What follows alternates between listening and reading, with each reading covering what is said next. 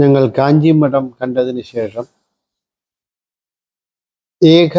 ഏകാംബരേശ്വർ കോവിലോട്ട്, ഒരു ശിവൻ കോവിലോട്ട് പോകാമെന്ന് വിചാരിക്കുകയാണ്. അവിടെ കാര്യം എന്തെന്ന് വെച്ചാൽ, പാർവതി പരമേശ്വരന് വേണ്ടി തപസ് ചെയ്ത ഇതാണ്. ഒരു മാമരത്തിൻ്റെ താഴെ ഇരുന്ന് തപസ് ചെയ്തതായിട്ടാണ് കണക്ക്. മണ്ണുകൊണ്ടുള്ള ശിവനാണ് അവിടെ. അതുകൊണ്ട് അവിടെ ധാരയും അഭിഷേകവും ഒന്നും ഇല്ല.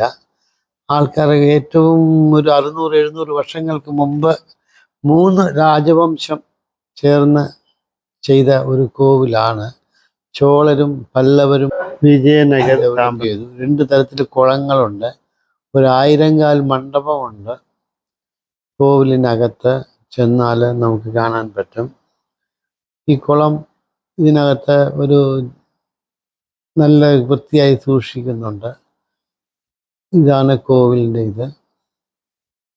ഇതാ ഇവിടെയാണ് പാർവതി ദേവി തപസ് ചെയ്ത സ്ഥലം. ഇതാ ഒരു വലിയൊരു നന്ദിയുണ്ട്. ഈ നന്ദിയെ പ്രദക്ഷിണമൊക്കെ ചെയ്തു. അകത്ത് ഷൂട്ടിംഗ് എടുക്കാൻ പറ്റാത്തത് കൊണ്ട് അകത്ത് ഷൂട്ടിംഗ് ഒന്നും എടുക്കാൻ സമ്മതിച്ചില്ല.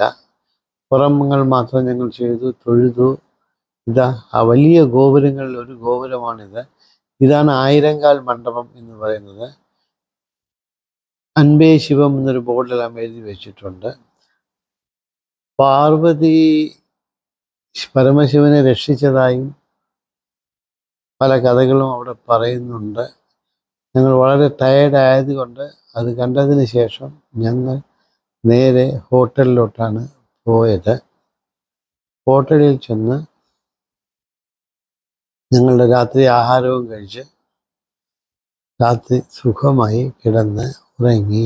Bye bye everybody. See you tomorrow.